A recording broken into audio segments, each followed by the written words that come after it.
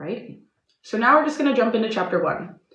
Again, I'm just going to read this. I reread it every year and pause occasionally for reflections. If you're in the comments and you're journaling or you have questions, I'm going to keep trying to look up so that we can talk to each other. Good morning or good very late night, depending on where you are. Chapter 1, Giving from the Heart of Nonviolent Communication.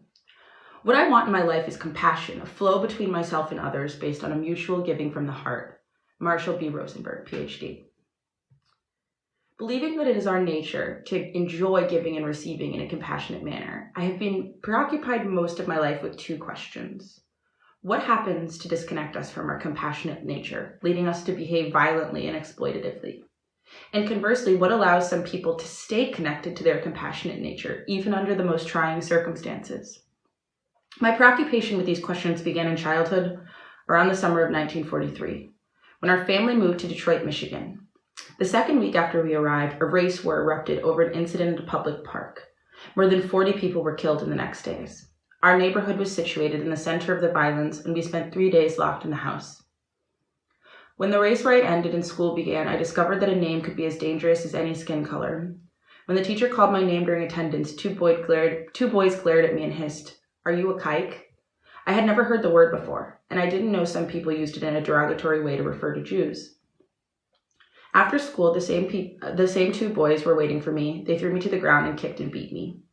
Since that summer in 1943, I've been examining the 2 questions I mentioned. What empowers us, for example, to stay connected to our compassionate nature even under the worst circumstances? I'm thinking of people like Eddie Hilsum, who remained compassionate even while subjected to the grotesque conditions of a German concentration camp. As she wrote in her journal at the time, "I am not easily frightened, not because I am brave, but because I know that I am dealing with human beings, and that I must try as hard as I can to understand everything that anyone ever does." And that was the real import of this morning. Not that a disgruntled young Gestapo officer yelled at me, but that I felt no indignation, rather a real compassion, and would have liked to ask, "Did you have a very unhappy childhood? Has your girlfriend let you down?" Yes, he looked harassed, driven, sullen, and weak. I should have liked to start treating him there, for I know that a pitiful young man like that are as dangerous as they can be as soon as they are let loose on male kind. Eddie Hilsum, Eddie, a diary, 1941 to 1943. While studying the factors that affect our ability to stay compassionate, I was struck by the crucial role of language in our use of words. I've since identified a specific approach to communicating, both speaking and listening, that leads us to give from the heart, connecting us with ourselves and with each other in a way that allows our natural compassion to flourish. I call this approach nonviolent communication, using the term nonviolence as Gandhi used it to refer to our natural state of compassion when violence has subsided from the heart. While we may not consider the nothing new, while we may not consider this nothing new, what is this? Sorry, I have a little glitch on my PDFs. While we may not consider this anything new, I like to define it as a new way to focus attention. Definition of nonviolent communication: a way of communicating that leads us to give from the heart, and understand the way that we talk to be violent. Words often lead to hurt and pain, whether for ourselves and others. In some communities, the process I'm describing is known as compassionate communication. The abbreviation NVC is used throughout this book to refer to nonviolent communication or compassionate communication. Nonviolent communication is founded on language and communication skills that strengthen our ability to remain human, even under trying conditions.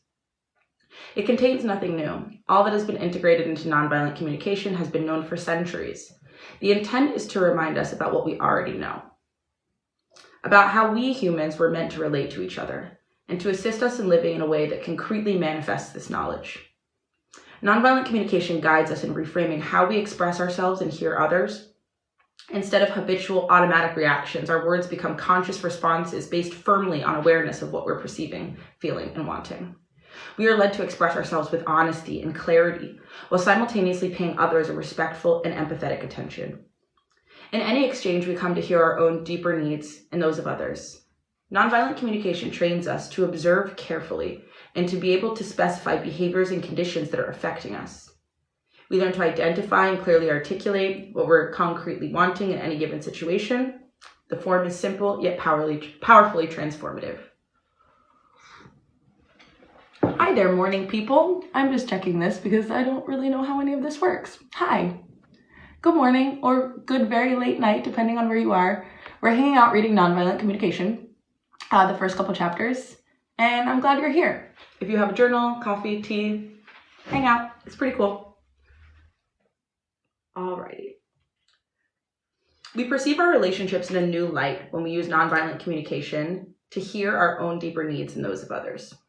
As nonviolent communication replaces our old patterns of defending, withdrawing, or attacking in the face of judgment or criticism, we come to perceive ourselves and others, as well as our intentions and relationships, in a new light. Resistance, defensiveness, and violent reactions are minimized. When we focus on clarifying what is being observed, felt, and needed, rather than diagnosing and judging, we discover the depth of our own compassion.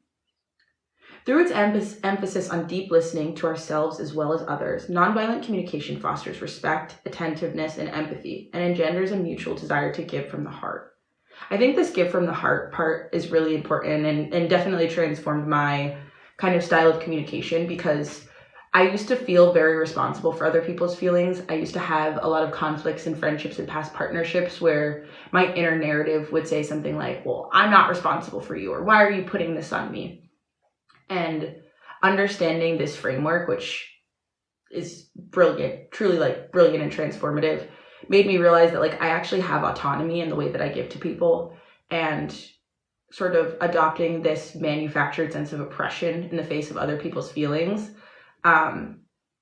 is both not productive and also not real. It operates on me like having to feel like I'm helpless, having to feel like I'm victimized by other people's emotional experiences, when that's just not the case. Although I refer to it as a process of communication or a language of compassion, nonviolent communication is more than process or language. On a deeper level, it is an ongoing reminder to keep our attention focused on a place where we are more likely to get what we're seeking. There's a story of a man on all fours under a streetlight searching for something. A policeman passing by asked what he was doing. "Looking for my car keys," replied the man, who appeared slightly drunk. "Did you drop them here?" inquired the officer. "No," answered the man. "I dropped them in the alley." Seeing the policeman's baffled expression, the man hastened to explain, "But the light is much better here." I find that my cultural conditioning leads me to focus on places where I'm unlikely to get what I want. I developed nonviolent communication as a way to train my attention. Let's shine the light of consciousness on places where we can hope to find what we're seeking. To shine the light of consciousness on places that we have the potential to yield what I'm seeking. What I want in my life is compassion, a flow between myself and others based on a mutual giving from the heart. This quality of compassion, which I refer to as giving from the heart, is expressed in the following lyrics my friend Ruth Berbermeyer wrote. "I never feel more given to than when you take from me, when you understand the joy I feel giving to you. And you know my giving isn't done to put you in debt, but because I want to live the love I feel for you. To receive with grace may be the greatest gift. There's no way I can separate the two. When you give to me, I give you my receiving. When you take from me, I feel so given too."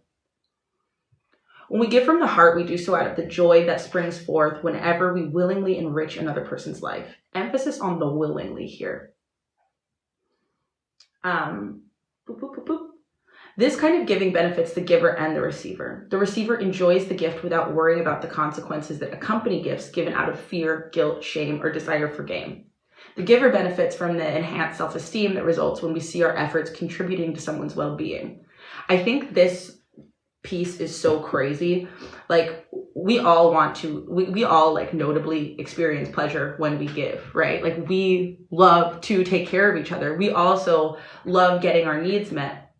And it's such a strange thing that the way that I think a very transactional and sort of exploitative culture has trained us is that if we're given something, we should look at like a gift horse in the mouth. Like, is this going to be held over my head? Could this gift be used to harm me? And then when we have the ability to arrive and meet people's needs, we're sort of stopped with this feeling of like, shit, if I give you what you want here, am I going to be taken advantage of? And this is it's very strange to see these relational dynamics very similar to how capitalism works, of like resource hoarding, right? If I give to you, I have lost something. And if you give to me, you have leverage over me. And in fact, like the innate sort of functions of giving and receiving are incredibly symbiotic and pleasurable. I don't know if anybody else has that fear. Like one of my, I don't make New Year's resolutions. I make a list of things that I want to ask people for in the new year, because asking for support and asking for things is something I really struggle with.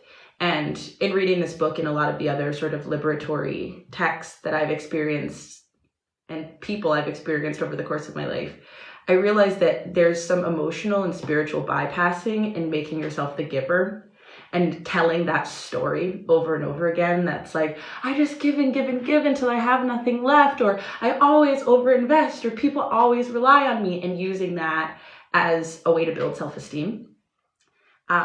Because you're actually doing half the work and kind of self-victimizing at the same time. I wasn't pleased when I came to this realization. I didn't like it, and I definitely didn't act on it for the first couple of years. I started to become aware of it.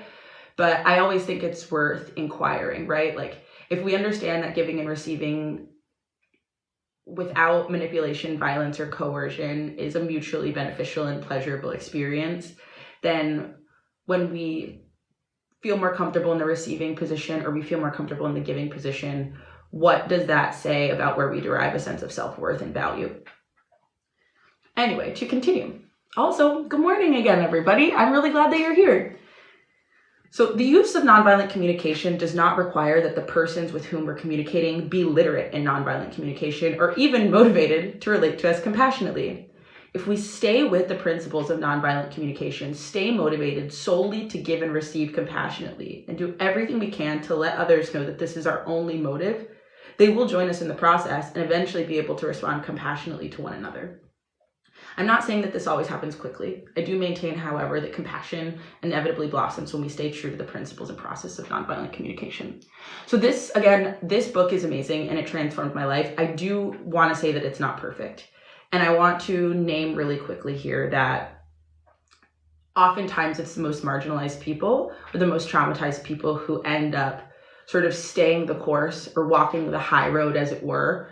And when we're talking about systems and structures that rely on our depletion, I want to say very confidently that this doesn't apply. This applies maybe interpersonally with people that you have an existing connection or relationship to, but at scale, the idea of sort of doing the right thing until others begin to, at a structural and systemic level with things like capitalism and supremacy and dominance culture, it does not work that way. Monica, you have that fear too? Definitely add the book to your list. You can find the PDF for free online too. It's super accessible, and there's like a ton of workbooks. When we get into the next chapter, like there's exercises. This is a really practical guide. I use it like alongside my journaling. I also do the artist path, which I'm thinking of doing a reading of once a week too. So if this is stuff you're working on, I'm really happy that you're here, and good morning. Okay, the nonviolent communication process. To arrive at a mutual desire to give from the heart, we focus the light of consciousness on 4 areas, referred to as the 4 areas of the NVC model. First, we observe what is actually happening in the situation. What are we observing others saying or doing that is either enriching or not enriching our life? The trick is to be able to articulate this observation without introducing any judgment or evaluation, to simply say what people are doing that we either like or don't like. Next, we state how we feel when we observe this action. Are we hurt, scared, joyful, amused, irritated? And thirdly, we say what needs of ours are connected to the feelings we've identified.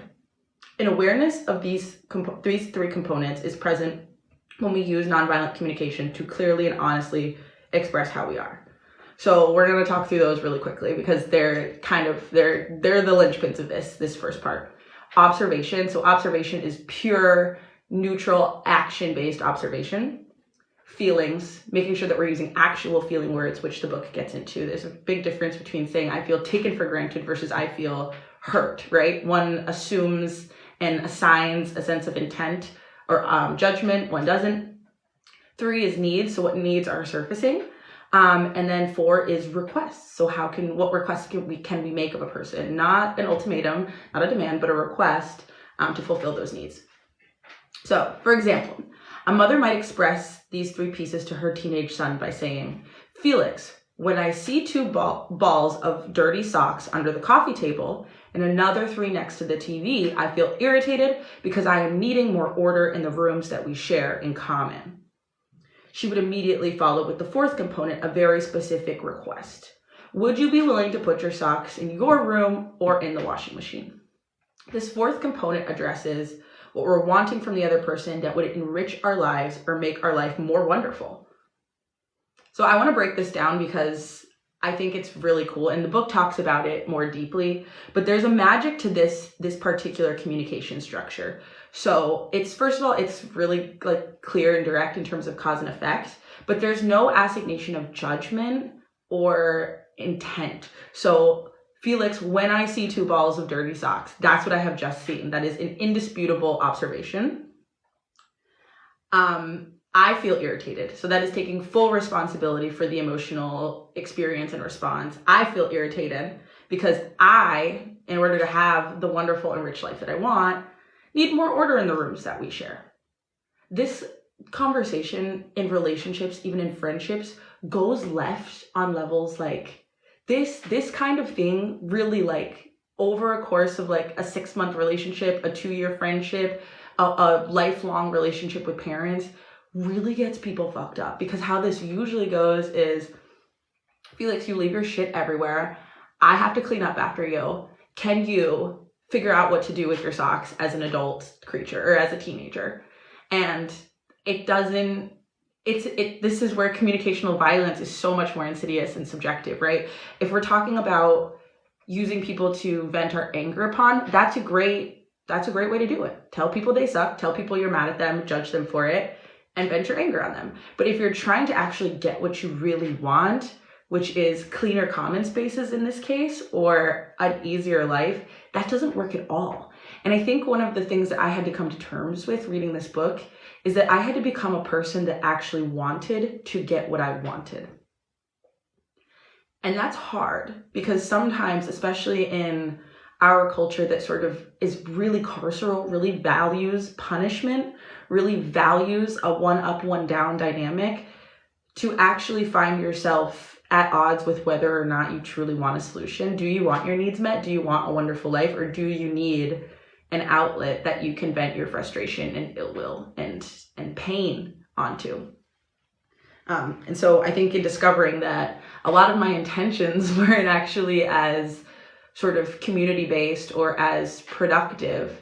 Amy, thank you so much. And good morning or good evening, depending on where you're, or good afternoon, right? I'm in Italy, it's afternoon. And being like, shit, I don't actually want a solution most of the time. I just want to be mad at you, was a revelation. So part of NVC is to express these 4 pieces of information very clearly, whether verbally or by other means. The other part of this communication consists of receiving the same 4 pieces of information from others. We connect with them first by sensing what they're observing, feeling, and needing, and then we discover what would enrich their lives by receiving the fourth piece, their request. As we keep our attention focused on the areas mentioned and help others do likewise, we establish a flow of communication back and forth until compassion manifests naturally. What I'm observing, feeling, and needing, what I'm requesting to enrich my life, what you're observing, feeling, and needing, what you're requesting to enrich your life. The concrete actions that we observe that affect our well-being, step 1. How we feel in relation to what we observe, right? The needs, values, desires that create our feelings, and the concrete actions we request in order to enrich our lives. When we use this process, we may begin either by expressing ourselves or by empathetically receiving these 4 pieces of information from others. Although we will learn to listen for and verbally express each of these components in the following chapters, it's important to keep in mind that this isn't a set formula.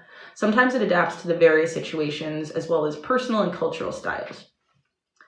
While I conveniently refer to nonviolent communication as a process or a language, it's possible to experience all 4 pieces of the process without uttering a single word. The essence of nonviolent communication is in our consciousness of the 4 components, not the actual words that are exchanged. So when we think about applying nonviolent communication in our interactions with others, with a person or in a group, we become grounded in our natural state of compassion. It's therefore an approach that can be effectively applied at all levels of communication: intimate relationships, families, schools, organizations, institutions, therapy and counseling relationships, disputes and conflicts of any nature, and diplomatic and business negotiations. Some people use nonviolent communication also to create a greater depth and caring in their intimate relationships. A workshop participant in San Diego, California had this to say: "When I learned how I can receive, hear, as well as give, express through using nonviolent communication, I went beyond feeling attacked and doormatish to really listening to the words and extracting their underlying feelings. I discovered a very hurting man to whom I had been married to for 28 years. He had asked me for a divorce the weekend before the nonviolent communication workshop. To make a long story short, we're here today together, and I appreciate the contribution that nonviolent communication has made to our happy ending. I learned to listen for feelings, to express my needs, to accept answers that I didn't always want to hear. I learned to release resentment and be able to feel empowered in making requests of my husband. His existence isn't here to make me happy, nor am I here to create happiness for him.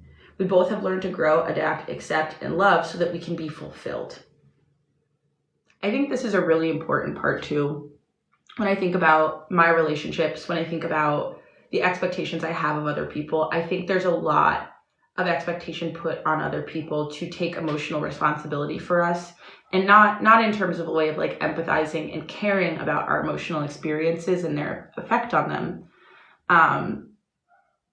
But, you know, to expect a person to be there in your life to make you happy.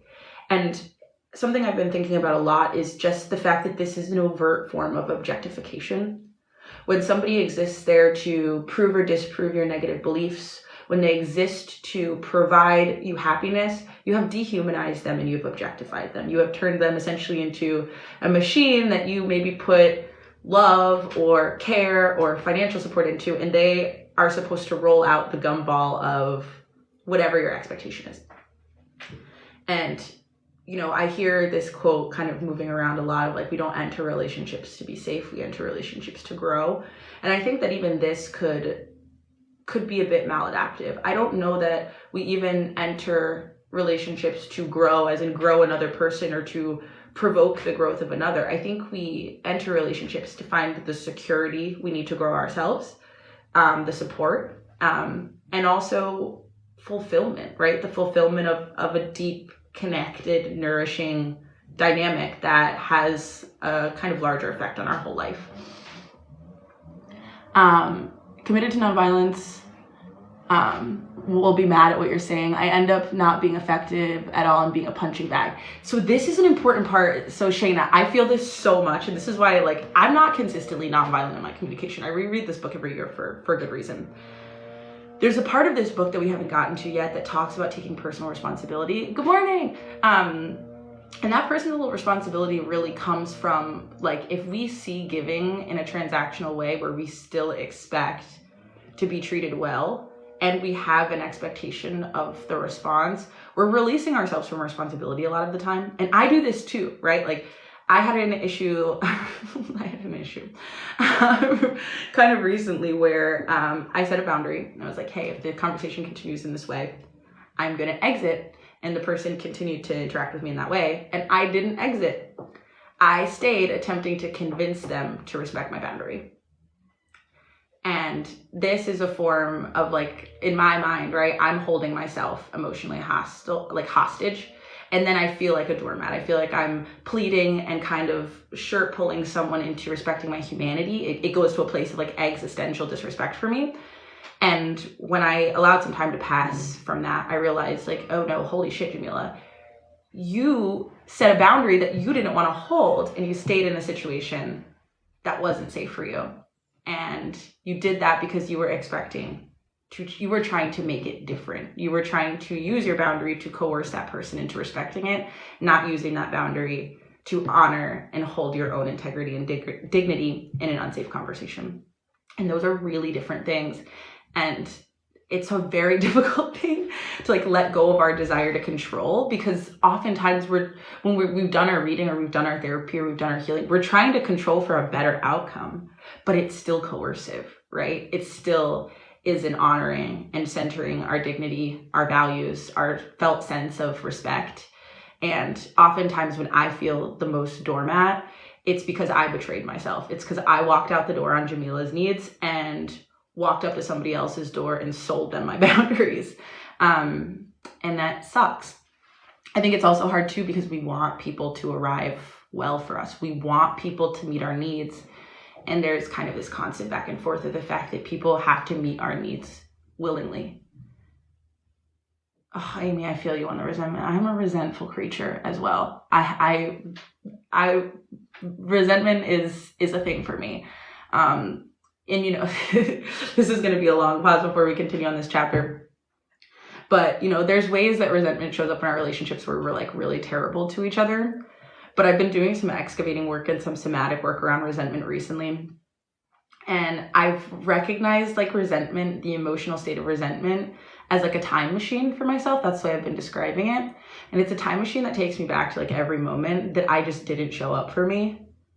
Every moment that I decided to gamble with my own comfort, with my own capacity in order to get something in exchange. And the way that that betrayal sits in myself, particularly, I'm speaking of relationships I've had with men as well, that I actually created such a deep sense, a deeply felt sense of not being able to trust myself, that I put that all over everything. I was like, I can't trust myself. I'm angry. And then I turned and was like, how could you treat me this way so many times? And what was underneath that resentment was like a level of rage for myself that like I'm still struggling on like a daily basis to create like self-compassion and self-forgiveness around.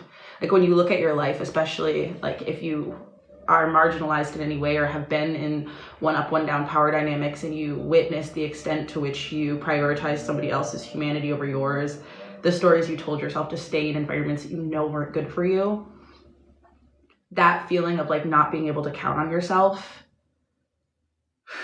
and like those moments where you know that it's bad and you know that you're not going anywhere, those things add up, and they really do a number on your self-esteem, and not self-esteem in the capitalistic sense of like self-esteem that you can purchase, but like the esteem, like, do you hold yourself in high esteem? Do you feel like you are safe in your own hands, which I feel like is the most fundamental component of self-esteem in general.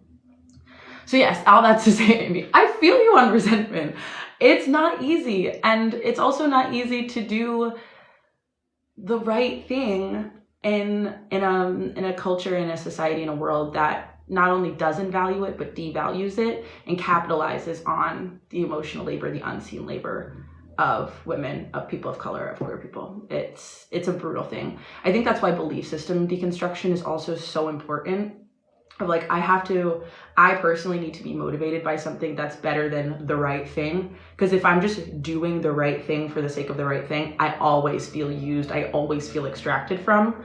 But when I like figure out a different, like I'm doing this because I won't live with myself if I don't attempt to create meaningful relationships, then whether it works or not it doesn't leave me feeling like sort of wrung out. It leaves me feeling like I attempted something that was in my best interest for my own personal wants, needs, desires. It didn't work, and so I can try that again.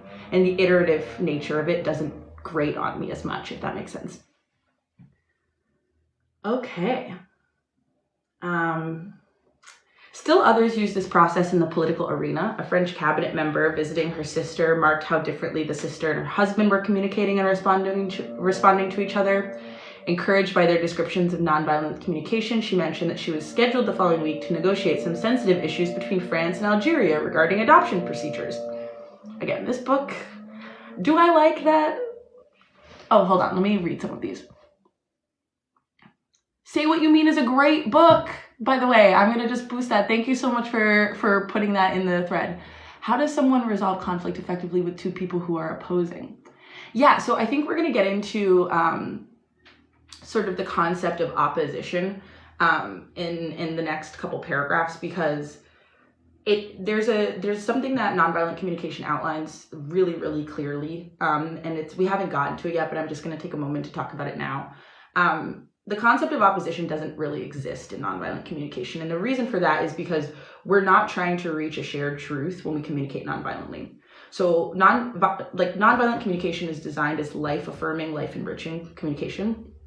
And so when we're talking about people who want different things, who have conflicting needs, the point of communication is supposed to bring people to a place of mutual shared compassion for each other that allows them to reach better outcomes, whether it's in compromise or in decision making in general. So I think a lot of the time, particularly in the Western world, we see communication as a means to get people to align with our narrative. We see it in a really rhetorical way. We don't see nonviolent communication or compassionate communication as the foundation upon which we make decisions together. And I think that's a really important thing. This isn't designed to help you kind of change someone's mind about things, right? It's very much built around the concept of requests.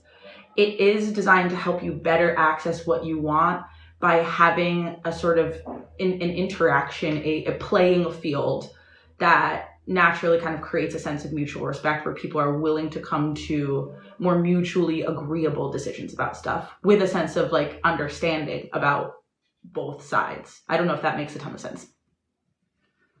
Oh, I'm glad the objectification stuff resonated too. Sometimes the control issues are real. I mean, I'm a control freak.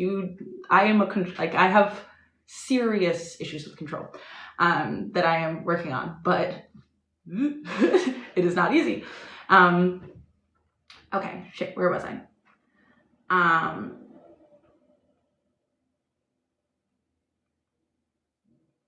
I feel blessed to be able to travel throughout the world teaching people a process of communication that gives them power and joy. Now with this book, I'm pleased and excited and to be able to share the richness of nonviolent communication with you.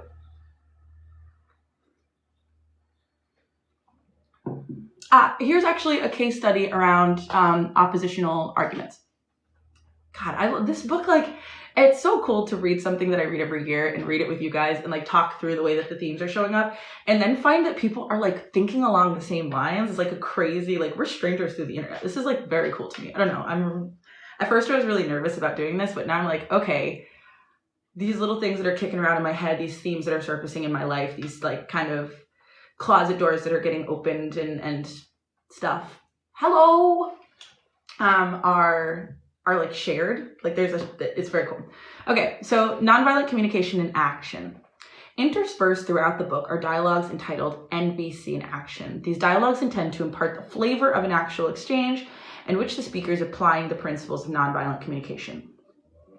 Remember that nonviolent communication is not simply a language or a set of techniques for using words. The consciousness and intent that it embraces may be expressed through silence, a quality of presence, as well as through facial expressions and body language. The nonviolence communication and action dialogues are necessarily distilled and abridged versions of real-life exchanges where moments of silent empathy, stories, humor, and gestures, and more would all contribute to a more natural flow of connection. That makes sense to me? So, to the question of what happens if people are in opposition. It's titled Murderer, Assassin, Small Person, Unaliver. I was presenting nonviolent communication to about 170 Palestinian Muslim men in a mosque in a refugee camp in Bethlehem. Attitudes towards American at that time were not favorable, still aren't, and rightfully so. As I was speaking, I suddenly noticed a wave of muffled commotion fluttering through the audience. They're whispering that you're American, my translator alerted me, just as a gentleman in the audience leapt to his feet. Facing me squarely, he hollered at the top of his lungs, "Murderer." Immediately, a dozen other voices joined him in chorus. "Assassin. Small person, unaliver. Murderer. Righteous." Fortunately, I was able to focus my attention on what the man was feeling and needing. In this case, I had some cues. On the way into the refugee camp, I had seen several empty tear gas canisters that had been shot into the camp the night before. Clearly marked on each canister was made in the USA.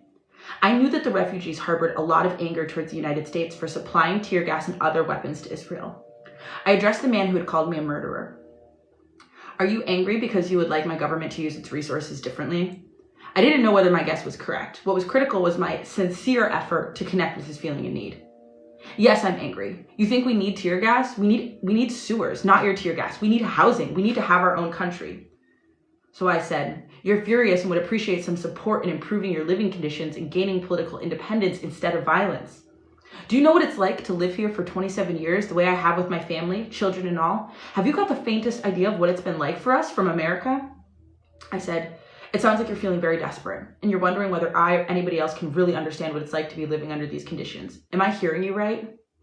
The man said, you want to understand? Tell me, do you have children? Do they go to school? Do they have playgrounds? My son is sick. He plays in open sewage. His classroom has no books. Have you seen a school that has no books? I said, I hear how painful it is for you to raise your children here. And you'd like me to know that what you want is what all parents want for their children. A good education, opportunity to play and grow in a healthy environment. He said, that's right, the basics, human rights. Isn't that what you Americans call it? Why don't more of you come here and see what kind of human rights you're bringing? I said, you'd like more Americans to be aware of the enormity of the suffering here and to look more deeply at the consequences of our political actions. Our dialogue continued with him expressing his pain for nearly 20 more minutes and me listening for the feeling and need behind each statement. I didn't agree or disagree. I received his words, not as attacks, but as gifts from a fellow human willing to share his soul and deep vulnerabilities with me. Once the gentleman felt understood, he was able to hear me explain my purpose for being at the camp. An hour later, the same man who had called me a murderer was inviting me to his home for a Ramadan dinner. So like this case study is just like, it's hard, right? Because when you read like the clarity of this language, it can almost sound condescending because we're so not used to a sincere interaction with our feelings. Like when I see things that are like, it sounds like you're feeling very desperate. Like this is ways, particularly in American culture, that passive aggression like weaponizes the daylights out of, right? And so I think when we're talking about this book and we're moving through it, we need to make sure that it's very, very clear that there is an intention, a sincere intention for compassion and connection, that this is not weaponized, that this is not antagonistic, that this is not passive aggressive, because sometimes even my reading of it, of the explicit nature of the sort of identifying the need, it sounds like things that my mom did to me. I can hear that you're really upset. And so if you're feeling that along with me, that's super normal. I think it's the radical thing about this book is it really places your mind in a concept of a deeply well-intentioned good faith interaction. And if anything, it exposes to me how few of those I've had the pleasure of interacting with in my life. Let me see what you guys are saying because I want to say hi. If it's the second time you've seen this book, buy this book. Also, the PDF is available online. It's super, super easy to get along with the workbooks. So I'm really happy you guys are here. Good morning. Thanks for hanging out with me, or good afternoon if I'm in Italy, so it's in the afternoon. I'm really, really happy that you're here. So chapter 2, and then we are 10 minutes until the end of our little hour. Let me see if I can, cool. Okay. So we're in chapter 2, and then we'll do a like gentle little close if that's cool. Also, let me know which time blocks work. This is my first time doing this, and I'm definitely going to do it again. This is so rad. And I feel like really belonged to and of, and really grateful. This like is making my day better. This is awesome. I don't know why I was so scared to do this. Okay. Chapter 2, communication that blocks compassion. Do not judge and you will not be judged. For as you judge others, so you will yourself be judged. That's the Bible. We know that. I feel like lots of people know that. I'm like a little reticent with Bible quotes, so if that comes off strange, sorry. I feel like there's other quotes that work, but that's okay. This book is not perfect. In studying the question of what alienates us from our natural state of compassion, I've identified specific forms of language and communication that I believe to contribute to our behaving violently towards each other and ourselves.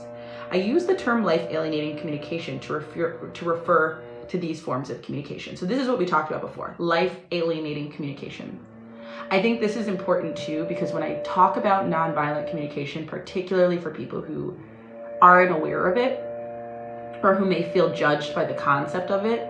I actually had a comment the other day where someone was like, I haven't said anything violent. And I was like, it wasn't life-affirming communication. It was bad faith logical fallacy that is inherently violent. I think it's very cool the way that this book uses compassion, but also kind of designs its own lexicon and creates its own context that you're able to refer to. So when you do get people saying, I haven't said anything violent, this isn't violent, you don't have to get into a semantic debate about the concept of violence. You can actually just like refer to a framework and something like life affirming communication feels very clear to me. Like, is what you're doing life affirming and life enriching? There's just like such an abundant sort of context here that I really like. Certain ways of communicating alienate us from our natural state of compassion. Moralistic judgments. One kind of life alienating communication is the use of moralistic judgments that imply wrongness or badness on the part of people who don't act in harmony with our values. Such judgments are reflected in language. The problem with you is that you're too selfish. She's lazy. They're prejudiced. It's inappropriate. Blame, insults, put-downs, labels, criticism, comparisons, and diagnoses are all forms of judgment. In a world of judgments, our concern centers on who is what. The Sufi poet Rumi once wrote, "Out beyond ideas of wrongdoing and right doing, there is a field. I'll meet you there." Life alienating communication, however, traps us in a world of ideas about rightness and wrongness, a world of judgments. It is a language rich with words that classify and dichotomize people and their actions. When we speak this language, we judge others and their behavior while preoccupying ourselves with who's good, bad, normal, abnormal, responsible, irresponsible, smart, ignorant, etc. Long before I reached adulthood, I learned to communicate in an impersonal way that did not require me to reveal what was going on inside myself. When I encountered people or behaviors I either didn't like or didn't understand, I would react in terms of wrongness. This is such a bar. Like, I just want to talk a little bit about like this piece of it here. I learned to communicate in impersonal ways that doesn't require me to reveal what's going on inside. So we never have to be uncomfortable or hurt or afraid. We can say, that's weird, that's inappropriate, that's stupid, right? It completely releases us from responsibility, from vulnerability, and allows us to kind of exist in these buckets, these categories that could be anything that we don't like or understand. I saw a video recently, actually, that was so great. It was talking about this, of like, just because you're annoyed doesn't mean it's annoying. Just because you're frustrated doesn't mean the thing is frustrating. I would react in terms of their wrongness. If my teachers assigned a task I didn't want to do, they were mean or unreasonable. If someone pulled out in front of me in traffic, my reaction would be, you idiot. When we speak this language, we think and communicate in terms of what's wrong with others for behaving in certain ways, or occasionally what's wrong with ourselves for not understanding or responding as we would like. Our attention is focused on classifying, analyzing, and determining levels of wrongness rather than on what we and others need and are not getting. Thus, if my partner wants more affection than I'm giving her, she's needy. Analyses of others are not actually expressions of our own needs. If I want more affection than she's giving me, then she is aloof and insensitive. If my colleague is more concerned about details than I am, then he's picky and compulsive. On the other hand, if I'm more concerned about details than he is, he's sloppy and disorganized. For sure, condescending nursing school answers felt. It is my belief that all such analyses of other human beings are tragic expressions of our own values and needs. They're tragic because when we express our values and needs in this form, we increase defensiveness and resistance among the very people whose behaviors are of concern to us. Or if people do agree to act in harmony with our values, they will likely do so out of fear, guilt, or shame because they concur with our analysis of the wrongness. So then we can all get together and be like, this all makes us uncomfortable and we don't want to understand why. We hate it and it's stupid. I struggle with this sometimes, particularly in political spaces where it's very easy to use words like deranged. That's been working through my my lexicon lately. What have I done? Lost the page. Of course I did. I'm an imperfect creature doing imperfect stuff. That's just the way it goes. Here we go. Okay. Where were we? We all pay dearly when people respond to our values and needs, not out of a desire to give from the heart, but out of fear, guilt, or shame. Sooner or later, we will experience the consequences of diminished goodwill on the part of those who comply with our values out of a sense of external or internal coercion. Let's talk about this. Yeah, if anybody wants the PDF too, I can figure out how to send it out. This is a really big deal here. Like when we call things good or bad, when we focus on right doing and wrong doing, there's something that happens with the concept of compliance. I was talking recently using this metaphor because it's a weird one. So walk with me on this. Compliance isn't generosity, right? And so the way that I talk about this, right, is we're very obsessed with individualism and free will, and we're not very curious about the conditions under which we comply. And so when we feel like there's external or internal coercion to do something, this leads to us feeling like doormats all the time, like we have no autonomy, like we're a slave to other people's feelings, like we're helpless. So the example I like to give is this. So you're a little kid, right? And your dad's like, hey, do you want to go see your grandma this weekend? And you know inside that you don't really want to do that. And your dad also kind of knows that you don't want to do that. But you know if you say you don't want to do that, then you're going to feel bad because your grandma expects you to be there. And your dad's going to tell you, oh, but she's going to be so disappointed. So you go and you see your grandma. It's fine. You don't have a great time. You're in the car and you look a little bummed. And your dad's like, what's wrong? I didn't really want to go see grandma today. Well, why didn't you say that? You could have said something. Could I have? And so this is the type of compliance that we get into that's really mucky of like, yeah, you technically did agree of your own free will to do this, but your compliance wasn't from a place of generosity and it wasn't from a place of autonomy and a felt sense of true enriched desire to do so. And we often ignore all of these sort of like layered coercive dynamics. And I think another thing that we ignore is like, we all really don't like hearing no. And we all feel like we cannot say no. And I think the reason for this is because we have this very unrealistic expectation in our relationships, in our family, in our life, that people should not only do what we want them to do, they should want to do what we want them to do. And so we structure our communication and we structure our relationships as ways to get people to perform a desire to do something for us in addition to doing for us. We don't have a value of grace, right? Of saying, I really don't want to do this, but for you, I will do it. And I will expect the next time I have an event or the next time I will expect a breakfast tomorrow. We don't have this kind of baked into our bread of like the idea of being influenced, influenceable, charismatic, even seductive, even in how we get people to meet our needs. We don't also have the sort of innate system of recognition without shame of going, damn, it's really cool that this person did something for me that they didn't really want to do. And I think this shows up a lot, particularly in like intimate relationship dynamics, where because then we have these internal and external coercive things, somebody will do it, but they're going to do it miserable. Like he's going to go to your work party, he's going to get drunk and be miserable the whole time. Like she's going to watch the kids, but she's not going to be stoked about it. And I think it's because we feel like the favor that we're doing, the grace that we're offering isn't possible to express, and we feel obligated and coerced into doing it.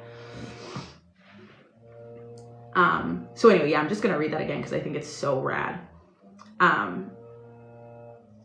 Where did I put that? It's my belief that all such analyses of other human beings are tragic expression of our own values and needs. They're tragic because when we express our values and needs in this form, we increase defensiveness and resistance among the very people whose behaviors are of concern to us. Or if people do agree to act in harmony with our values, they will likely do so out of fear, guilt, or shame because they concur with our analysis of their wrongness. If you were a good wife, you would want to. If you were a good friend, yeah. We all shit, did I just read that twice, 3 times? Okay, right. They too pay emotionally, for they're likely to feel resentment and decrease self-esteem when they respond to us out of fear, guilt, and shame. That's what we were just talking about. You feel like a doormat. You feel like you can't say no. You feel unappreciated, right? And you also feel unappreciated because you did something you didn't want to do, but you made it look easy. You made it look, I have many thoughts on this. Sorry, I'm getting myself distracted. This is why I can't have too much caffeine. Furthermore, each time others associate us in their minds with any of those feelings, the likelihood of them responding compassionately to our needs and values in the future decreases. This is crazy, and there's a study on this that I'm going to share in my Substack this week. Let's break this down because it's very, very important. If somebody does something, even if you don't know it, right? Let's say I invite you to my birthday and you really don't want to go, right? You really don't want to go, but you don't want to tell me, so you go anyway, and I don't know anything's wrong. You're less likely to be compassionate towards me in the future because you did something out of guilt or shame for me. Like, doesn't that just explain so many things? Like, there's a whole trope of like the oblivious husband whose wife has a fucking conniption because she did all of these things unasked and unappreciated. And over time is like, I have no compassion left for you. You used it all and you didn't even know. It's a wild experience. There's so many examples of like friendship, of people, you know, that thing that was going around on TikTok of like, oh, the catastrophe friend, because you were there listening, like everything was cool while your friend was going through extreme hardship. You didn't express that it was taking up space in your heart and on your spirit. And so now you are less likely to respond to them compassionately. And they had no idea you were feeling this way. And obviously there's situations where people are aware, and that is super heavy and difficult to navigate. I have been in that place before, but I think a lot of the time people aren't aware of just how expensive an ask or a need or their role in general in our life is. And we just lose a degree of compassion for them over time because we associate them with these shitty feelings of self-betrayal. And they're just like out there throwing a birthday party.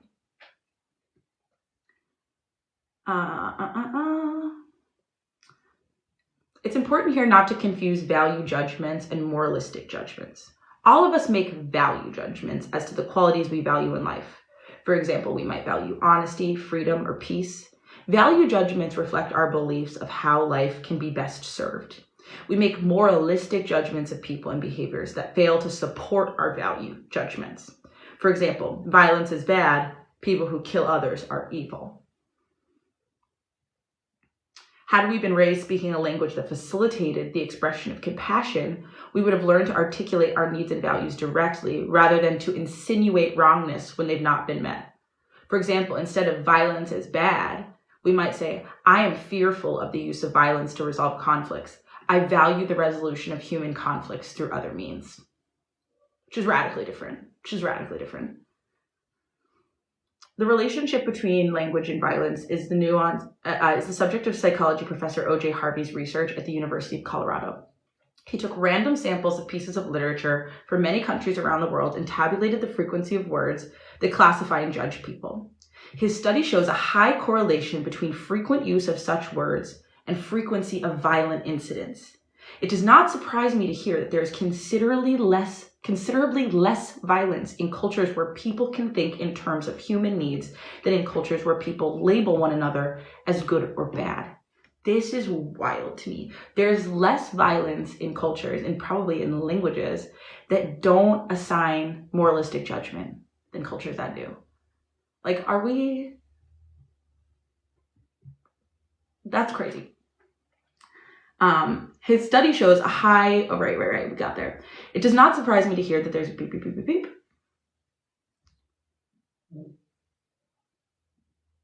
It does not surprise me to hear that there's considerably less violence in cultures where people think in terms of human needs than in cultures where people label one another as good or bad and believe that the bad one deserves to be punished. In 75% of television programs shown during the hours when American children are most likely to be watching, the hero either kills people or beats them up. This violence typically constitutes the climax of the show. Viewers, having been taught that the bad guy deserves to be punished, take pleasure in watching this violence, right? So like when we start thinking good, bad, this is like a wild thing in my brain. When we start thinking good, bad, we also are thinking human and not human. And it can seem like that's a very far jump to make. But when we decide that somebody deserves to be punished, and we decide that punishment, right? Not consequences, not natural consequences, but punished, as in harmed as the cost of the harm that they've done. and then we decide that that punishment can be physical violence, we are deciding that some people deserve physical violence. And so some people are acceptable collateral damage to that violence. And so when you look at the prison industrial complex, when we look at what happens overseas and the way that moralism intersects with our ideas of wealth, right? Like there's a ton of studies that show that folks have this idea that homeless people are irresponsible and made bad decisions, and that's why they ended up experiencing homelessness. We are actually deciding who is a human and who's not when we're saying good and bad.